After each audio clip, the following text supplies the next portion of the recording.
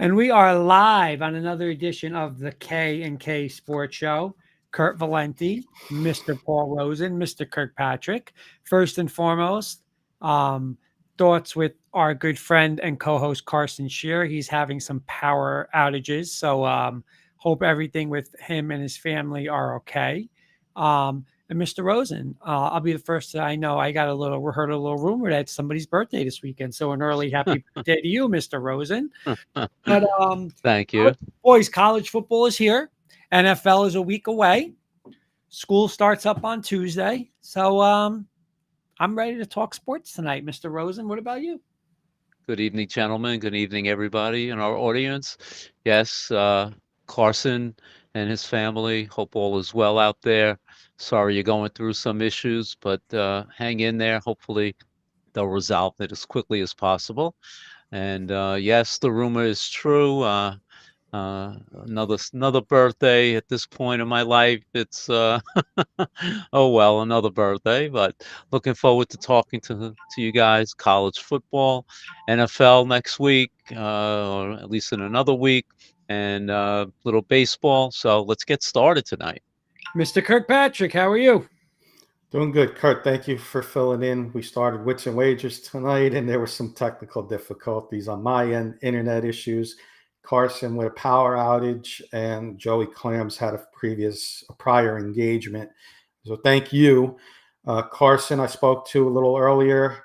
They're expecting their power back sometime later this evening. Everybody's doing okay. So thoughts and prayers with you and your family and your whole community, everybody that's affected by the power outages from the bad storms you had last night, Carson.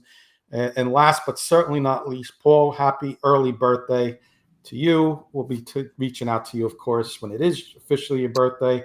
But Thank you, Kenny. K&K Sports Show, our audience and everybody wish Paul a happy birthday. And, ready to get tonight rolling. It's been an exciting week. Football season's right around the corner. NFL and college football's already here, which we had a huge upset last week. So looking forward to a very fun college football season. But Kurt, I'm going to hand it back off to you. You got your usual first segment. You're back tonight with some quick hitters for us. All right, real quick hitters. Again, just a quick answer from you guys. I'll start with Paul, then go with Kenny on all of them.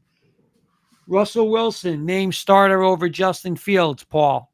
Correct decision? I think so at this point. I think in my opinion, they had no choice. I think they had to go with Russ at this point. Let him ride. Kenny? I'll agree with Paul. Give it to the All-Pro, former All-Pro. Give it to him to start, and if he struggles, then you take a chance with Justin Fields. All right, Paul. Dalvin Cook to the Cowboys. Good move?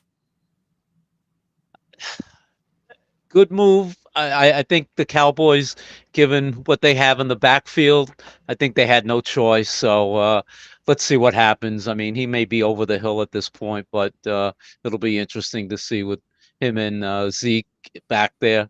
They may be crying for another running back in a few weeks. Kenny? I think he's a little washed up. I saw him with the Jets, but then again, it was the Jets last year. So maybe they get lightning in a bottle with Dalvin Cook, but his career certainly went from off a cliff. I mean, he was one of the best running backs, and then he just dropped off a cliff. So I'm not sure, Kurt. I'm going to say no. Kenny, Dave is putting a bunch of games in. That might be Joey Clams in incognito. Yeah, maybe it is. Sure, that's not Joey Clams' alias. Oh, but hey, keep giving them to us, Dave. Keep giving them. Question number 3. Ultimately, does Dak sign with Dallas, Paul? I think it's going to be a shotgun wedding, and I think eventually they'll go to the altar. He'll go to the altar with Jerry. So ultimately, yes. Kenny? I'll be different. I'm going to say the shocker of the off season will be Dak moves to another team. I don't know who it is right now, but I will say he'll go to another team. Okay. Paul, in the next 3 years, I'm going to give you 3 years. You could do it this off season, or you could do it up to 3 off seasons. I want your ideal but realistic quarterback that you want for your New York Giants. You have a 3-year window to do it. Again, you can't say Patrick Mahomes. Somebody, Right. whether they're going to be a free agent over the next 3 years, trade or draft, or you could say people on your team now. Next 3 years, your ideal but realistic Giants quarterback is who? You want a name? I want a name. Uh,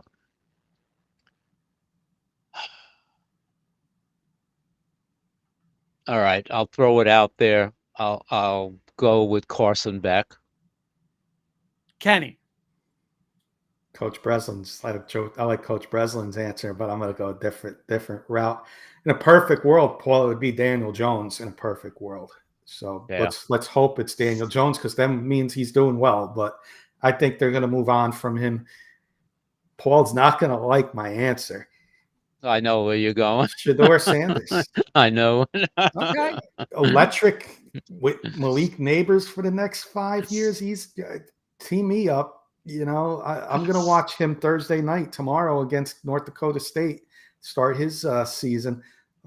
I want that. And Coach Breslin's in the audience. He's got Jaden McDaniels. We got Jalen Hurts. We need an electric quarterback on our team, and that would do it. That would do it, Kurt. Okay. Got a couple more. Next year, Juan Soto will be a Yankee, a Met, or other, Paul. Yeah, we talked about this the other day, Kenny and I. I'll throw it out there. I think a New York Metropolitan. Kenny? I ain't going to disagree with Paul here. He's a Met. He's a Met. And we're going to get into baseball a little later, and it's going to be a fun discussion that Paul has for us. So okay, two more. Looking forward to that. Paul, Mets get in playoffs this year, yes or no?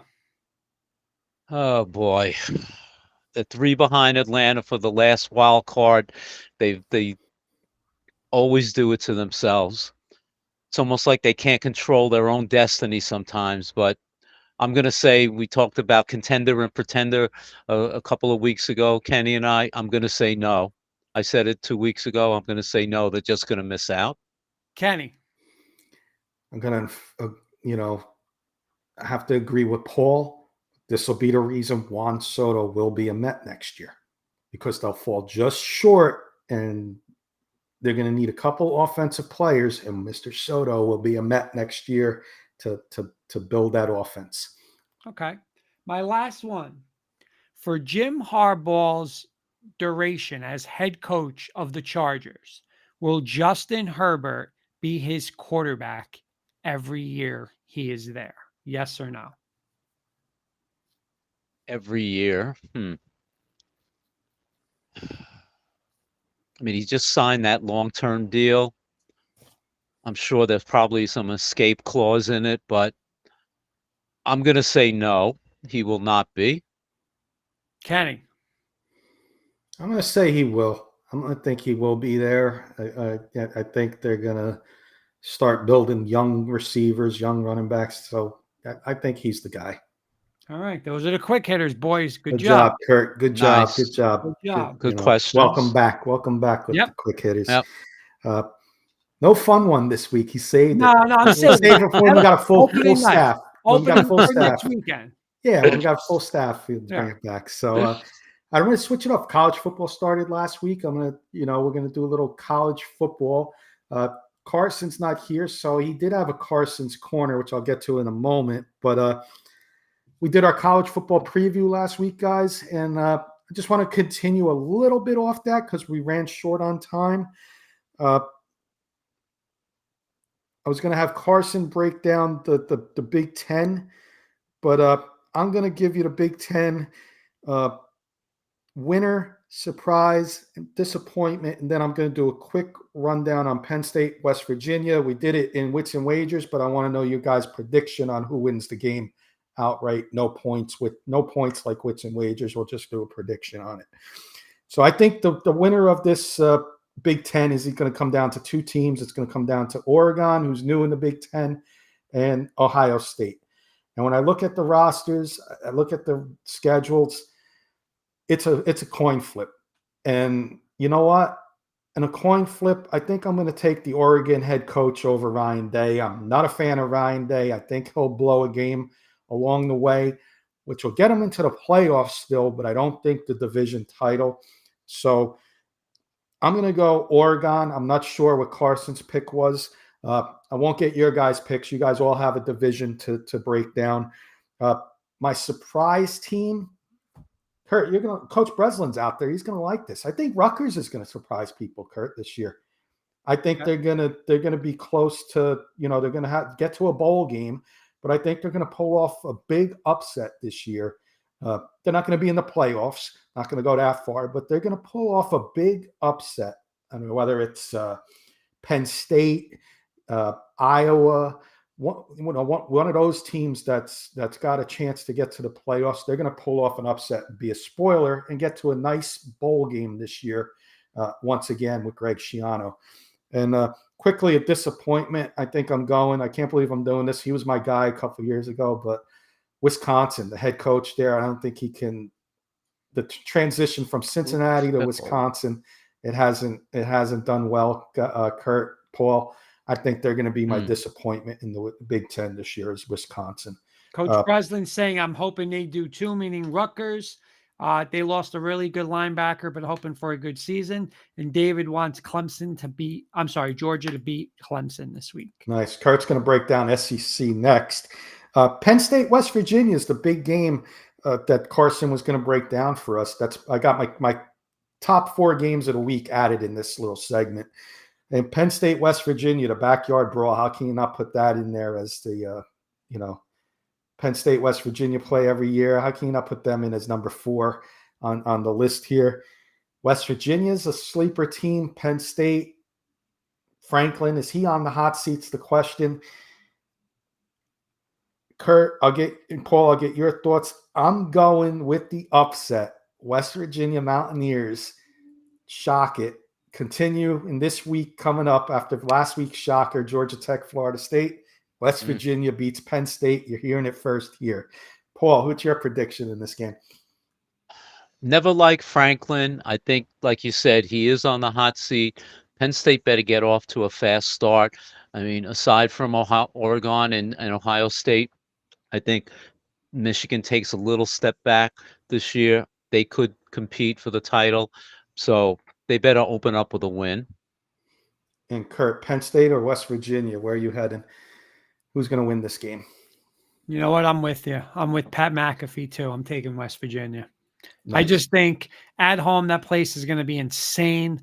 And like you said, Franklin, the quarterback, I don't really trust him on the road. And this is going to be a big spot for him, right? He wants to be a top 5, top 6 pick in the draft, right? God. Next year. We'll see. We'll see. All right, Kurt, I'm going to pass it right back to you. And I didn't make my picks. We're not getting our conference picks, or we're not? Okay. No. You're going to do SEC. Yeah. So we catch up on some time. Gotcha.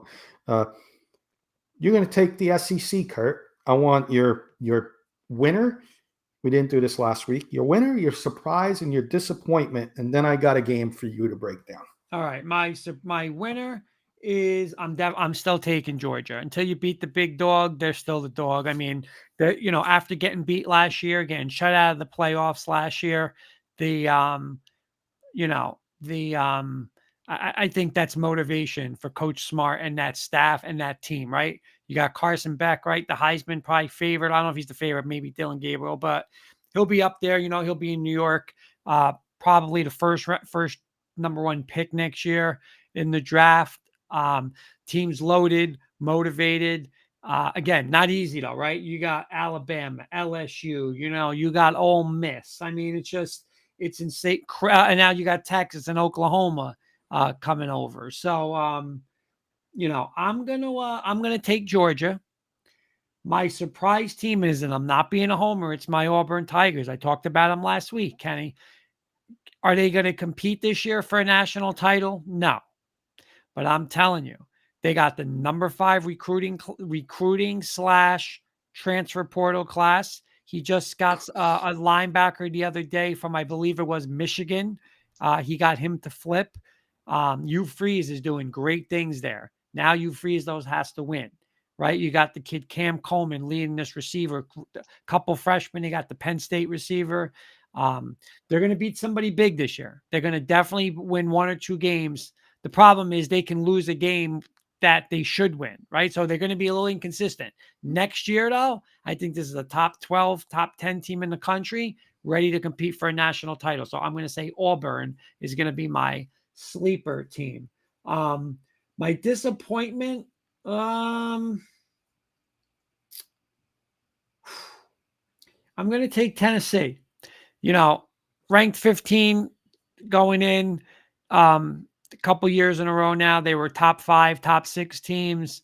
I don't know. I don't trust the coaching staff. I really don't. I don't, they're getting more into, he's another guy like, hey, my offense is going to score points, but, let's win 49-46. It's not going to happen consistently when you play the Alabamas, when you play now you're going to have to play the Texases, the Georgias. It doesn't happen like that. So I'm going to say Tennessee is my disappointment. Kurt, I'm going to give you a game to break down. You're going to break down Clemson versus Georgia, and then we'll make our predictions in that game. Listen, this is Georgia, right? Like everyone's going to say, okay, it's Georgia. It's like twofold, right? Because the comment that Dabo came out and said, buy stock, when he says something like buy stock into Clemson right now, we're back. Quarterback's back. We'll be back. Listen, he's got a resume. He's got the pedigree, right? He's won national titles. He's done it before. He's beaten the SEC team. So he can do it. But then you watch last week and you watch the ACC quote unquote favorite or co-favorite Florida State. And you're like, that's the best what that conference is going to do. Florida's going to Georgia's going to wipe the floor with this team. So I'm iffy. I think Georgia, I'm pretty sure Georgia's going to win this game, right? If you're talking spread, maybe buy a point with Clemson and get it to 14.5 or something like that. But Georgia's going to win this game. Yeah. Paul, your thoughts on this game? Who takes it?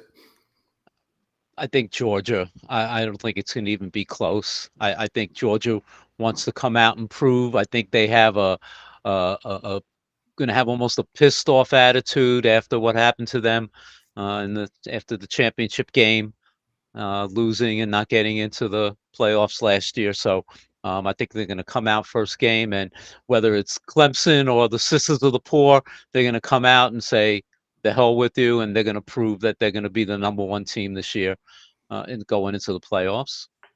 Yeah, I'll make mine short and sweet. I agree with you guys. I think, Clemson, I think, is going to struggle in this game. I think Georgia wins. If anything, Georgia gets off to a slow start, but you're giving Georgia a whole year to prepare for Clemson. Georgia's going to win this game handily. I know Clemson has a whole year to prepare for Georgia too, but give me Georgia, the bigger boys, the bigger conference, and that coming from an ACC fan. So I'll take Georgia here.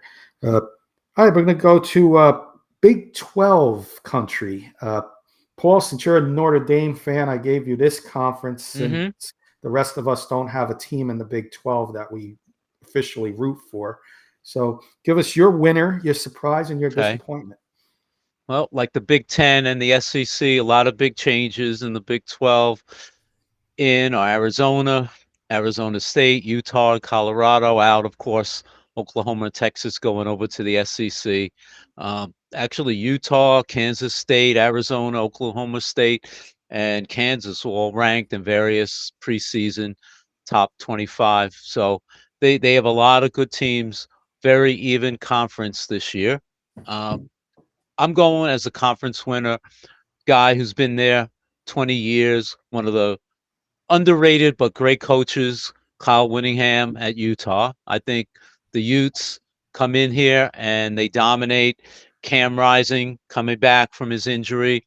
I think he's a 6th to 7th year quarterback, if that is to be believed. But he was great a couple years ago, and I think they're going to prove that they're the best team in the Big 12 this year.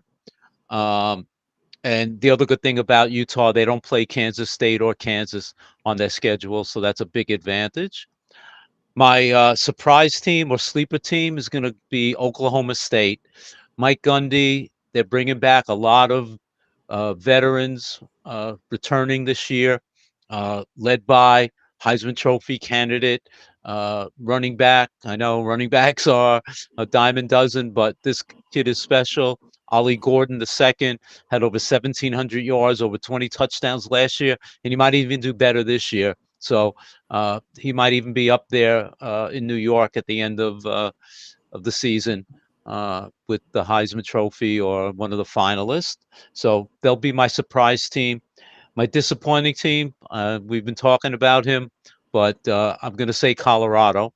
I know Shadir Sanders and Travis Hunter, maybe arguably the best duo on one team in the nation, but a lot of problems on defense.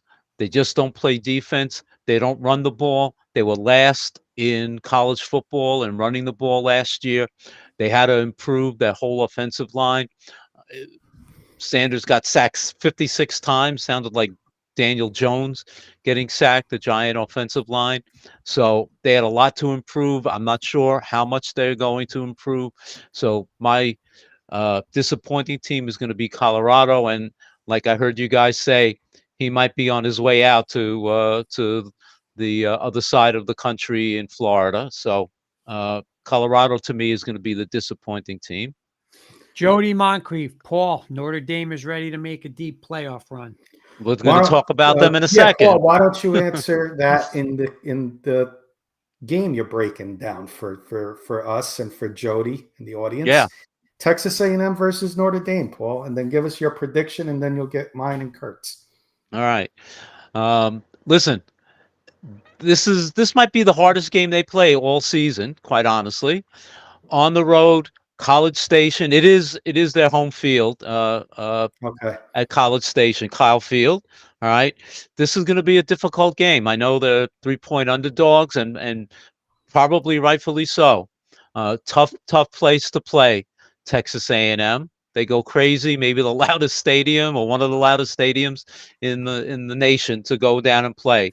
I heard a little birdie tweeted that their new coach, Mike Elko, came from Duke, and ironically, who's the quarterback from that's quarterbacking Notre Dame?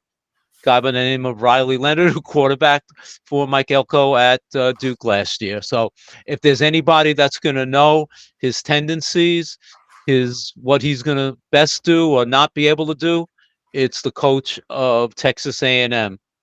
By the same token, Texas A&M has a pretty good quarterback themselves, Connor Wegman. And the good thing about A&M is they have a tremendous defensive line, and I think that's going to be the key. The offensive line for Notre Dame has been rebuilt. Obviously, Joe Alt and Blake Fisher gone to the NFL, so the line has been rebuilt.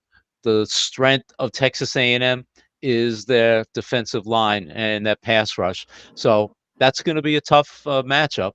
But by the same token, Notre Dame has a tremendous defense on all three levels.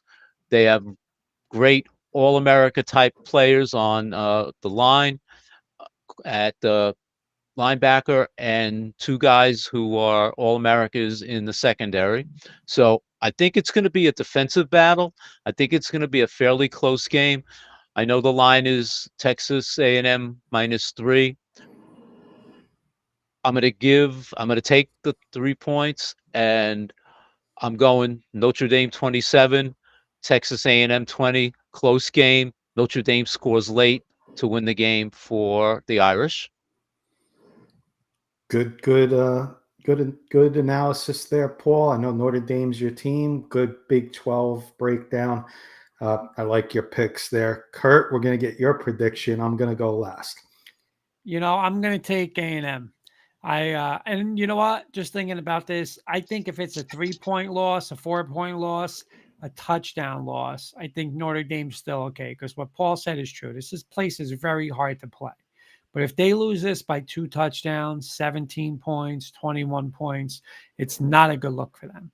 And I don't trust them yet. I don't trust this head coach in big games. I don't, and at home, that place against an SEC team, listen, here's the thing. It's not one of the SEC teams. So,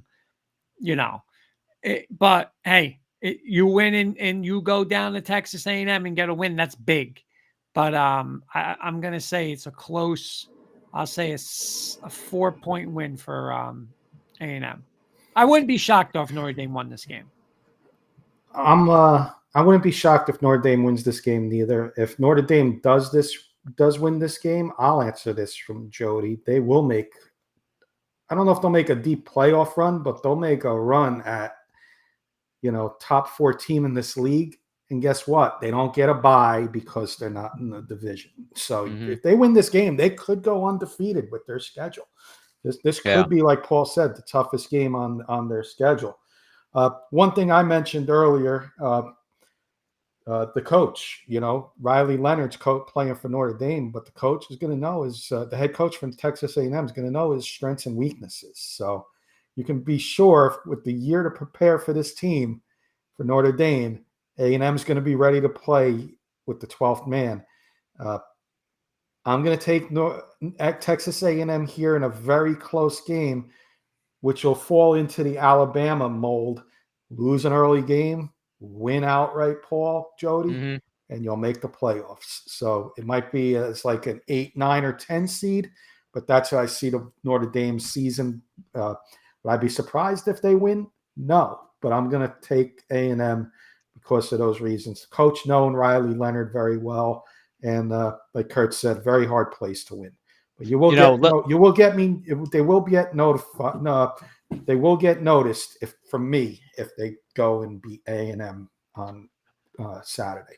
And I say this as the possible toughest game only because after Florida State lost last week against Georgia Tech, they have Florida State at home later in the year, and that could have been a very tough game. It still can be a tough game, but the rankings are not nearly as appropriate after losing to Georgia Tech. So we'll see. We'll see what happens. Good stuff. Good stuff. Kurt, Paul, I'm going to do ACC really quick, then we'll move on with the show. So I did not have either of these teams. Last week we saw Georgia Tech upset Florida State in Ireland. I did not have neither of those teams as my winner, surprise, and disappointment. My winner in this division, I'm going to be a homer. It's Miami. Cam Ward edition is going to be huge for Cristobal in a make-or-break season for him. He's had some big downs so far in his first 2 years. He's due for some ups as a head coach. Florida State loses. Clemson gets number 1 Georgia. You can have the upper hand on those 2 teams. You take care of business this week. So I'm going to take Miami. I was taking Miami as my winner anyway to start off. My surprise team, and would not be surprised if they win it this year, if Miami falters and Florida State and Clemson. And that's the NC State Wolfpack. You guys know I'm high on their quarterback transfer from Coastal Carolina, Grayson McCall. A lot of watch more Coastal Carolina games than people usually do because of my good friend Dylan being alumni from Coastal Carolina. We watched some of their games. This kid's a good quarterback. Now he's going to a big conference. He's going to play against better competition. I'm expecting big things from him. That's my sleeper team, surprise team. My disappointment, and it's a disappointment because I think they lost a lot and they're in a rebuild type of season. And it's North Carolina. I think they're going to struggle a lot this year. And, I don't even know if they'll make a bowl game. That's how much I think they're going to struggle this year. Losing Drake May, of course, is going to be huge. Before Drake May, there was Sam Howell. Now there's not another Sam Howell, Drake May. I don't even know their quarterback off the top of my head, but they're going to struggle. So those are mine. I'm going to break down Miami, Florida really quick. Like I said, Mario Cristobal, make or break season for him. If I'm the boosters over there, he better start winning some big games. He better not make mistakes. Florida State lost. Clemson has number 1 Georgia. You can jump ahead on the 2 favorites for this ACC with a victory over Florida, which is going to be tough. We all know how hard the Swamp is. And if anybody else is on a hot seat, it's Billy Napier at Florida. So they're going to come out ready to play in the Swamp. Miami's favored by 2 in this game, so they're expecting a tight game, and I'm going to expect a tight game too. I'm going to be a homer, make or break season, make that statement week 1 against Florida, powerhouse SEC school in the past. They're in the middle of the road, middle of the line now, but go make that statement in one of the hardest places to win in college football. I'm going Miami getting the 1-0, making that statement. Kurt. Listen, I'm not a fan of Napier, but sometimes he does have, like, he pulls these home games out of his what and wins the game. But I don't trust him. I think Cam Ward is the difference. I think it'll be a close game. It's tough to win there, but I'm with you. But just remember this, though, Kenny, that Clemson, Georgia doesn't mean anything to the ACC. Well, So record-wise, it does now because it's one division. Right. But what I'm saying is with the conference, it's still a conference. No, I know what you're saying, but it means a little more than in the past. Yeah. But I'm going to take your boys. I think Miami gets the win. Thank you. And Paul. I'm going to take your guys. I did my own champ selection, and I picked you guys. I think I said to you last week, I think they may have the best offense with Cam Ward as the quarterback this year, and I think they're going to win in the Swamp on Saturday. Like it. All right, guys, that's a little college football breakdown for the week coming up. We'll do some college football each week with everybody. Going to pass it off to Paul, who's going to change sports for this segment coming up, and we're going to talk some Major League Baseball with Paul. Okay, thanks, Kenny. So I started thinking after the other day when Aaron Judge hits more home runs, and he's over 50. And I'm thinking after Ohtani hit the grand slam to go to 40 home runs and 40 stolen bases to win the game for the Dodgers. And we're watching arguably 2 of the greatest players in baseball history. And I said to myself, I wanted to pose the question right now, regular season, who would you take at this point in their careers? And I just want to go over, let me start with Ohtani first this year, quickly. 511 at-bats, 101 runs, 150 hits, 94 ribbies, 294 average, 41 homers, OPS 994, slugging 614, that WAR 6.6, on-base percentage almost 380. Aaron Judge, 466 at-bats, 104 runs scored, 155 hits. He's first in RBIs in the American League, 122, 333 average, batting average second. Home runs, of course, he's first.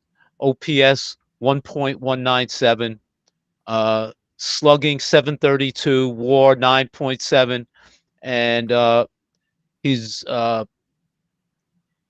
walked 108 times. So I want to ask you guys, who's having the better season at this point? Kurt? I mean, I'm going to have to say Judge. I think Judge is having a better season this year. If you ask me who I'd rather have, that's a little different. But listen, I give Judge credit now. But honestly, you know what? Both of these players, I'm not judging them until what happens in the postseason. I'm not. We'll get to that's one of my questions. If you ask, I'll answer Judge right now as having the better season. Okay, we'll get to that question. Kenny? Yeah, I mean, regular season, Paul, I'm not 333, 50 home runs, center fielder for the Yankees. He's had a solid year batting behind Soto. I'll give it to Judge because he's playing in the field that he's having the better season. Ohtani is not pitching this year. He's been strictly a DH. So I'll go Judge because of that route. Okay. Bobby Witt leads the American League. He's batting 346. Judge is at 333. He's second. Can he win the Triple Crown? Kurt? Can he? Yes, but I'm going to say he's not. Kenny? No, he's too far behind. And he's not going to win it. Okay. If they don't come through, both of them, in the playoffs, is the regular season wasted, forgotten?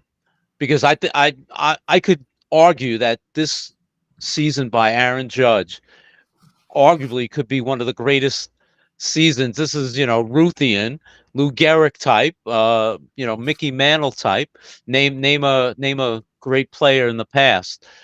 Uh, if he should wind up with 63 home runs, but is all that forgotten, especially, or even Otani, if he goes, say, 50-50, which is possible, are those seasons totally forgotten if either one of them or both of them don't do well in the playoffs? Kurt? 1,000%, especially Aaron Judge, because it's happened to him every year of his career. So, listen, it's all great and dandy what you're doing now against the A's and the Twins and their fourth and fifth pitchers and yada, yada. But when you got to go into Houston and you play a 7-game series and, you're batting 201, I don't want to hear it. Because you know what I expect in the postseason, Paul? I expect him batting 300. I expect the strikeouts not to be there. I expect to see the home runs. Why not? Right? Mm-hmm. Why not? Why do you do it over 162? But when the lights are on and the pressure's on, you can't do it. Otani, you know what? Same thing with him. I mean, you're in LA now. I don't want to hear you play for the Angels. You know what? That's up and down that lineup is sick. Right? Up and down that lineup. You got people in front of you. You got people behind you. There's no reason why you can't. You want to be legendary. You want to be iconic. You do it in the postseason. So absolutely. If they fizz out in the postseason, this regular season means nothing. Kenny? I wish there was somebody on here who disagreed with Kurt about Aaron Judge. And Carson's not with us, so this isn't Carson, but someone who was formerly on this panel with us said batting averages don't matter. Kurt, you're going to like this. Aaron Judge since 2017, 188 in the postseason. Then he had a miraculous turnaround, 421, his only good year in the postseason in 18.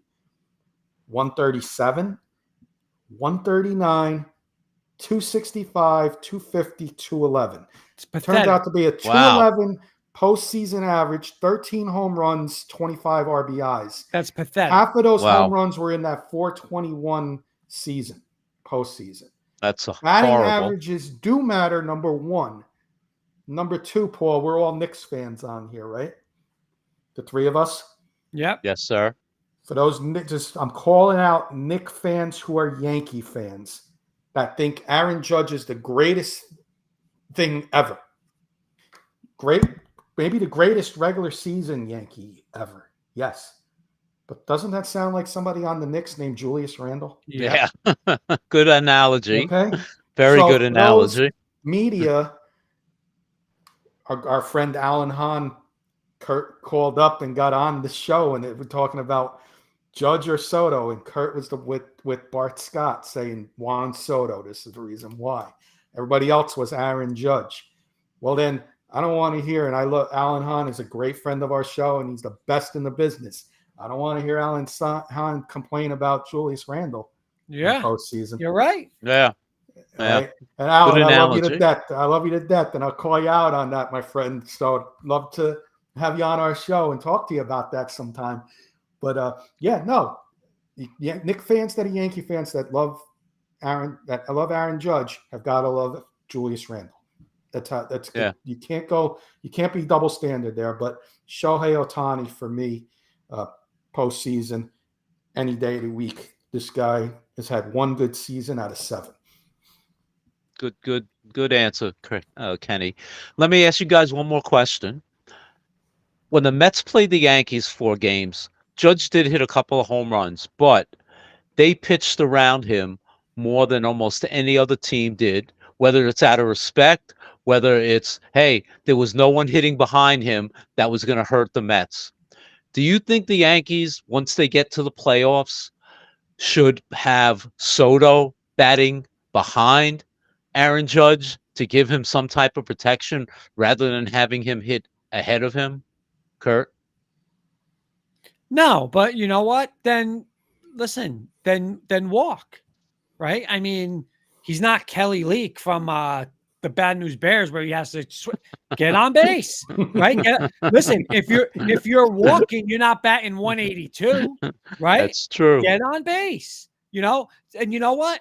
Then I look at if he does get on base and he does walk, then my eyes go to Mr. Cashman. That's what we're paying millions of dollars for after him. That's what we're paying for Stanton and those guys. Mm-hmm. Then that's on him. But I don't want to hear he had nobody behind. He had to swing it. I don't want to hear it. Walk. Then get on base. Walk. But if you're batting 201, no bueno. No bueno. How good. Kenny? I like Kurt's answer, and I'm going to answer that I would change the order, and only because of this. The Yankees made one good move at the deadline, and that was acquiring Jazz Chisholm. Mm-hmm. Why the hell is he batting sixth in this lineup when you only have Soto and Judge at the top? Jazz could be leading off. Judge could be batting second and Soto third. Jazz gets on base. You're not walking Judge or Soto, and there you get a jump on when they're up. You can get a jump on your order, but you got him batting sixth for some strange reason, and then Stanton could bat fourth. So you got your 1 through 4 lefty righty, because managers are high on that. There's your lefty righty. That could work in the post. I guess Mr. Analytics, that doesn't say that the Yankees should do that, but we digress. You know what though, Kenny? Real quick, the only thing is you listen. It's got to be Soto and Judge 2-3, right? Yeah. Or I wouldn't switch Soto now. I mean, listen, Judge is having that. This is all on Judge now. I don't want to hear who's behind him, who's not. Listen, in reality, Kenny, you know what? Stanton's had a better postseason career than Judge. Yeah. So, you know what? I'll tell you this. In a postseason, I want Stanton up because he's come through. So, you know what? I don't want to hear that there's nobody behind him. I don't, because listen to me. The Yankee lineup behind them is pretty damn good compared to a lot of other teams in the league. You're right. So, you know what? A lot of teams would take Giancarlo Stanton and say, I need you behind my best hitter. So, this is on him now. The difference is, Kurt and Paul, in today's managers and that, players manager. That's another way of saying best friend. Best friends at work. Players manager. Don't be a players manager. Be a boss. Yeah. Be the boss of the team. Joe Torre did it best. A-Rod was struggling. Batted him 8th. Yeah. A-Rod, one of the best hitters in baseball history, batted him 8th in the postseason because he wasn't performing. You think Aaron Boone's going to do that with Judge if he's 0 for 20 in the playoffs, he's going to drop him in the order? It's not happening. And then it's going to, if it happens again in the playoffs and somebody like Jazz Chisholm's hitting, Chisholm should be moved up in the lineup. Dave is saying the offense on this team consists of Judge and that's it. I disagree. I think it's Soto's. And don't count Jazz Chisholm out if he gets an opportunity. But if you're batting him between two guys that don't hit, he's not going to put up those numbers. He's going to hit. He's got 8 home runs in 18 games, Jazz Chisholm. He should be up in the top of the order. But again, we've talked about this. That's not going to happen in the postseason. 8 home runs in 18 games. No, I get that. It's not going to happen. I'm saying right now, when you need offense, somebody should be around Soto and Judge. And he's batting 6th. He's not even batting behind these guys. Jazz should be protecting Soto and Stanton protecting Judge. That's the top 4 that any normal manager would do. But this guy doesn't know how to manage. And we'll get to that when the postseason comes up. We got about 15 minutes left because we started a couple minutes over. I got NFL for you guys. Okay. Paul, you got any more? I'm sorry. No, that was it. Thanks, guys. Sorry, Paul. No, great topic. I enjoyed that. I know Kurt was if we needed somebody on to defend Judge, and Kurt would have lost. That's what we needed. So I was expecting some fireworks, but I can't disagree with Kurt, Paul. I don't know about you. I Yep. don't. I mean, you read those statistics. I mean, hey, it's the proof is in the pudding, as they say. Paul, let me ask you this one rapid fire. I'm just throwing this out there. Juan Soto in the postseason for the Yankees goes one bats 198, one homer, and he comes knocking. Steve, I want 750. Do you go, whoa, whoa, look, in Cartman's voice from South Park, whoa. I mean, after that performance, Yeah, 198? you got to take a step back and think about it very deeply. Uh, I know he's been in the postseason before. Let's look at his the whole Overall. totality Yeah. overall Yeah. as to what he's done. Um, he's won a championship.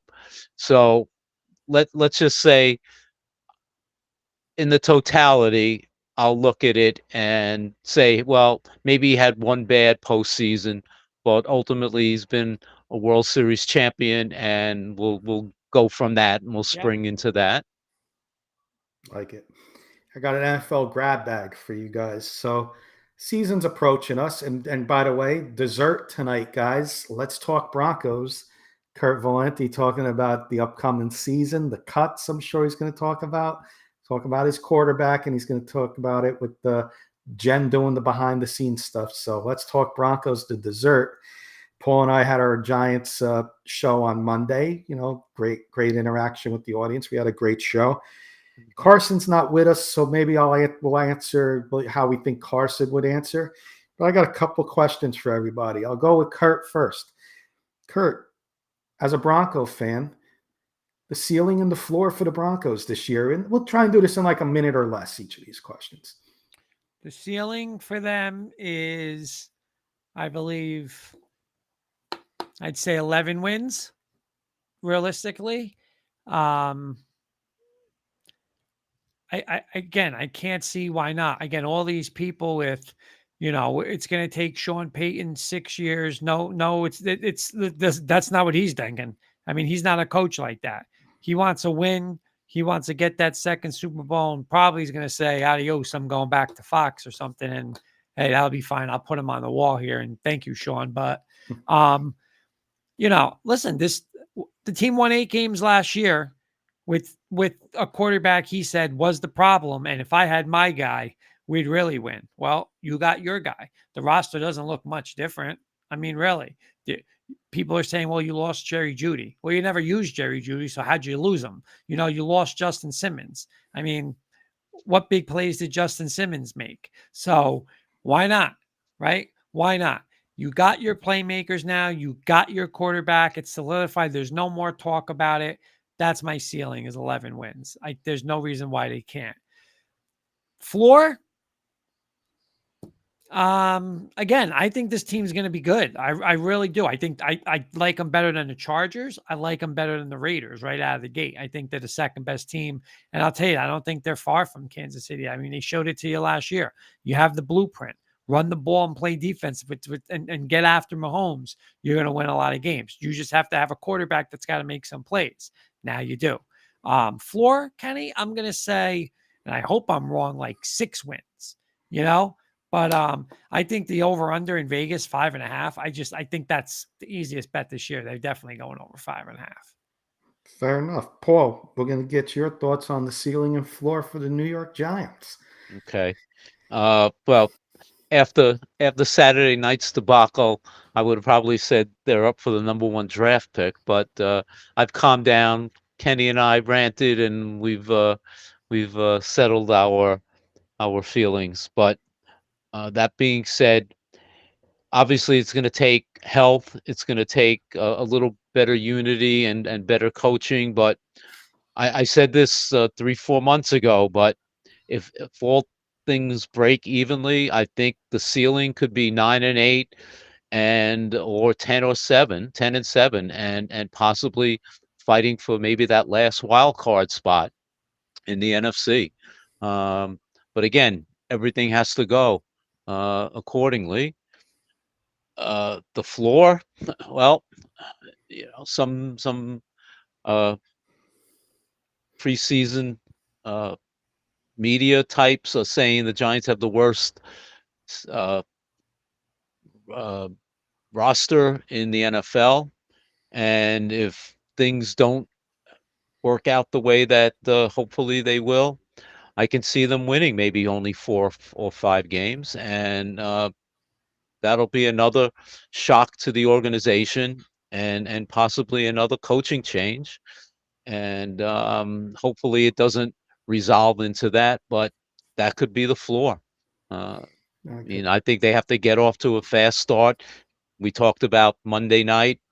Is Sunday's opening game a must win? I think it absolutely positively is. And then we play Coach Breslin's Commanders. They can go down to Washington and be 2-0. So let's see what happens. But those are my floor and ceilings of the way I feel the Giants season can go. Like it, guys. I think you both were very fair in your evaluations there. I'm going to answer real quickly for Carson, and then got a couple more to wrap the show up. Uh, I think Carson would say ceiling, guys, Super Bowl. Why not? Right? 100%. Yeah, Why agree. not? This team's loaded, right? And a position we thought maybe have been on the weak side for them would have been after Amon St. Brown and Jamison Williams. Who do they have at wide receiver? Well, they just picked up Tim Patrick from Kurt's Broncos Mhm. and Allen Robinson from our Giants, who we Yeah. both released yesterday. So they put them on their practice squad, but they ain't going to be on the practice squad. No, They're going to No. be right into that Great lineup. pickups. They just great pickups and the veteran pickups and the solid depth in the wide receiving core now for the Lions. I think he would say floor, wild card, early exit. The Bears or the Packers have a good season. Something doesn't turn out for the Lions. They have a bad injury somewhere. The Packers overachieve or the Bears overachieve. They make it as a wild card and they lose on the road in the wild card. But yeah, if my floor, guys, was wild card, man, I don't know the last time I said that. Floor for the Giants, wild card, ceiling Super Bowl. Yeah. When was the last time either of us had it? Yes, either of us had that. Kenny, little breaking NFL news. About an hour ago, we talked about the Chargers a couple weeks ago with their backup quarterback situation. They've traded with the Falcons, and their backup now is Tyler Heineke. Okay, Hmm. Redskins, Commanders. He had that good year at the Commanders. Then So Yeah. a lot tailed better off than a what little they bit. have.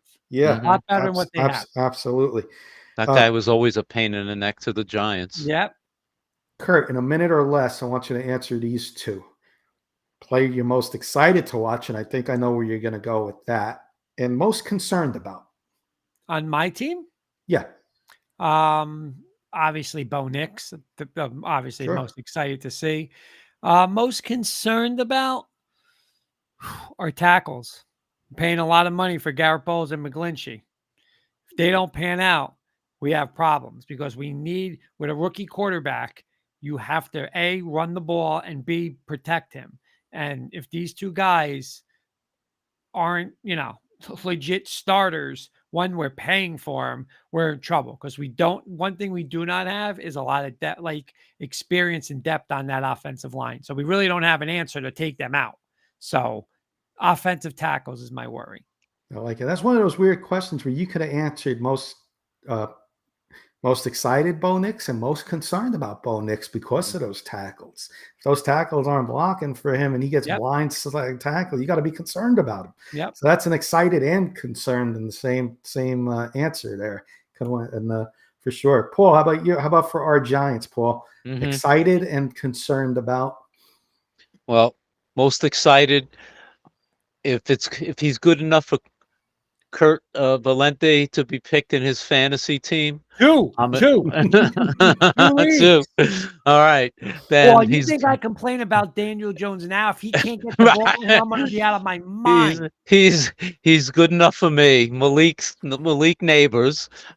Listen, I think arguably he could have been the most exciting player in preseason on all 32 teams. That's how good of a preseason camp he's had, up and down. So I'm looking forward to this kid. Did you guys see he changed his number, Paul?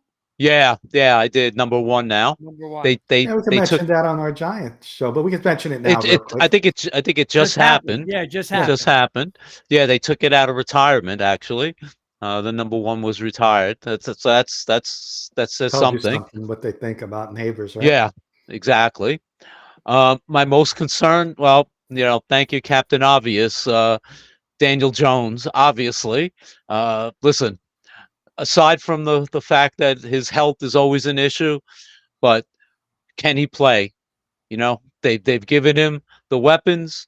They've given him hopefully the offensive line. The guy's got to come through. It's make or break. I've always been the biggest supporter, but I'll be the first to say if he doesn't do it, he's out. That's it. Finito. I Done. like it, Paul. I like it. M- You sound like Move me. move on. It's all on him. If he can handle the pressure, then you know what? Maybe Kenny was right. He is the quarterback for the next 2-3 years. But if he can't do it with everything they've provided with him this year, then you know what? It's on him. It's not. Yeah. He's part of the problem, not part of the solution. And you know what? We'll start looking for a replacement. Like it. This one for Carson, a little harder for me to find you know, a player to be concerned about. But I'm gonna say excited, Kurt, and he's on your fantasy team too, Jamar Gibbs. Oh yeah. I think the kid could be one of the top running backs in the NFL and maybe the Mhm. top going forward. He's electric. He can make a play anytime. Could have went other routes. Could have went Amon-Ra St. Brown. Could have went Aiden Hutchinson. I'm going to go Jamar Gibbs as my most excited. Concerned, I don't know too many people I'd be concerned about, but maybe they're number one because there was a weakness in their team last year. Terrion Arnold, maybe concerned that he's going to be the guy over there.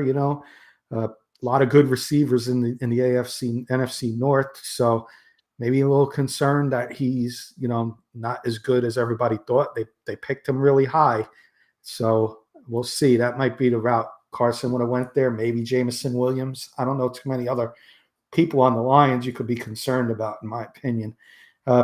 Last question for you guys, and we'll get final thoughts, Kurt. You gave the floor record-wise, but give me your realistic bottom of the line, your final prediction for the Giants or the Broncos this year. 11-6. You're going 11-6. Okay. I am. I think. Listen, why not? What? Like I want all these people to tell me, why? Yeah. No, I'm The not. people keep talking about, oh my God, like all of a sudden now the Texans are Super Bowl. Like the Texans are supposed to win 2 games last year, and that's the Texans. Mhm. And you know what? If you really look at it, right? Like how many people were down on C.J. Stroud coming out of college, right? They were, oh my God, and now it's like, whoa, but I mean, Bo Nix is more accurate than him, right? Bo Nix is probably more athletic than him. I mean, oh, right. So, and would you rather have the combination of CJ Stroud and his OC or Bo Nix and Sean Payton? See, that's what I think the difference is it's with Sean Payton, right? Like you're telling me you're going to have a great defense with Bill Belichick. Okay. You're going to have a great quarterback with Andy Reid. Okay. Now you're giving me a quarterback with Sean Payton. Sean Payton is, let's be realistic. He doesn't do things a lot of people quote unquote like, but the guy's a winner. He absolutely turned around New Orleans from a joke to one of the best teams in the NFC, got him a Super Bowl championship. So why not? Why not? Fair Kurt, enough. could I just ask you a quick question? Sure. Hearing that, and I don't disagree with you because I love Sean Payton as a coach. Why couldn't he do that with Russell Wilson? You know what I think it is, Paul? And it's going to sound selfish. I just don't think he didn't want to. You know what I'm saying? And we get all over him. And in reality, was he wrong to Sean Payton? Yes. Was he, but in the long run they paid this guy $18 million a year. And you know what? If you're going to pay him $18 million and he turns around and says, I'm not winning a Super Bowl with him, I'm going to win it with my guy. You got to take. I'd rather take the chance with Sean Payton than having I don't know, Robert Salah telling me I'm going to do this or I'm going to do that. I mean, he's got the resume. He's right. done I it. was going to say he has the He's done pedigree. it. So, I listen. Did he do Russ dirty? Yeah, he did. He did because should he have been running? I watched one half of a game of Indianapolis, and Denver radio was saying like that's how he should have called the plays with Russ. Couple of run plays, but he didn't. So he never wanted him. He never wanted him for the future. And hey, you know what? I say it all the time, Kenny. What am I? What are we all? In bed with Sean. In bed with Sean. So you know what? I gotta stand behind him. I gotta say, hey, Yeah. let's go. Let's go. Well, I don't know if Paul's in bed with Dable, but I'll say this much: Paul had a pretty low floor with like 4 or 5 wins and a ceiling of 9 wins. So where are you realistically going with the prediction this year, Paul? All right. Well, I will say this: if I'm in bed with Brian Dable, at least there's a little more room because he lost a lot of weight. That being said, not that there's anything wrong with it. I will say this: yeah, let's start off with the win. Go down to Washington, go 2-0, then you go into Cleveland, and hey, at that point, Cleveland, they can steal a win, and then you come home and play Dallas on a Thursday night. And if they can win a couple of those games, and again, Tom Coughlin used to always look at each season as a quarter for every 4 games. They can go 9-8. I'd be ecstatic with the possibility of fighting for a wild card going down the last week or 2 of the season. Hey, that's all I want. Just be in it the whole season. Give me a season to root for, have some interest in through the whole season, and I'll be happy. And then hopefully you can build on that. I like it. I'm not going to answer as a Giant fan. I'll do Carson's prediction. Carson's going to love my prediction. Goes back and listens to the show. 13-4, guys. Number 1 seed in the NFC. I think the Bears are way getting overrated here. I think they got an offense but no defense. What's Caleb Williams going to do in December? Jordan Love, I'm not sold on him. And the Vikings with Sam Darnold. There's no reason why you can't go 6-0, 5-1 at the worst in your division alone, which means then you got to go outside your division and go 7-4 or for the rest of the games. Sign me up. 13-4 Lions, number 1 seed, Super Bowl representative in the NFC. I'll tell you this. I think there's 2 quarterbacks, and Jared Goff is one of them, and 2 is the second one, that need home field advantage because, and they got lucky last year. They went to San Fran. It's not bad. Yeah. But there's no way Jared Goff is going to Philadelphia in a playoff game in January and winning that game. That's why I got him 13-4. It's home field advantage in the dome. And it's the same thing with Tua. Oh, yeah. If you put Miami home, and I don't like them, but they could beat anybody at home. But Tua ain't going on and wearing 18 turtlenecks. Buffalo. It's not happening. It's not happening. I agree. I like that, Kurt. All right, Kurt, you got Broncos show coming up at 10. So why don't we get our final thoughts in? I'll let you take over the order here. Again, my final thoughts, Carson. We missed you. I hope everything is well with the power. Paul, happy birthday on Sunday. Happy birthday, number 49. Hopefully next year again 50. No, I'm joking, but happy birthday. Seriously, enjoy your day. And Saturday, I told Jen, I'm not moving. College football, let's go right out of the gate. You got Clemson. David Burns said, I disagree. Caleb Williams will get the Bears to the playoffs or to the Super Bowl. Clemson, Georgia at 12. I got the Miami game at 3:30, I believe that is, right? Miami, Florida. Then we got a little nighttime. I got a little Auburn coming on, and we got Notre Dame and A&M. So football season's here, boys. college this week and then next week, and I'm pumped up and I'm excited. But you know what I'm more pumped up for? October 25th, because those blank bags are coming to the Garden. Let's go. Mr. Rosen. Great show, guys. We missed you, Carson. I hope you and your family and your community is doing well. Hope you guys get back all your power this evening or not soon thereafter. And we're thinking of you guys.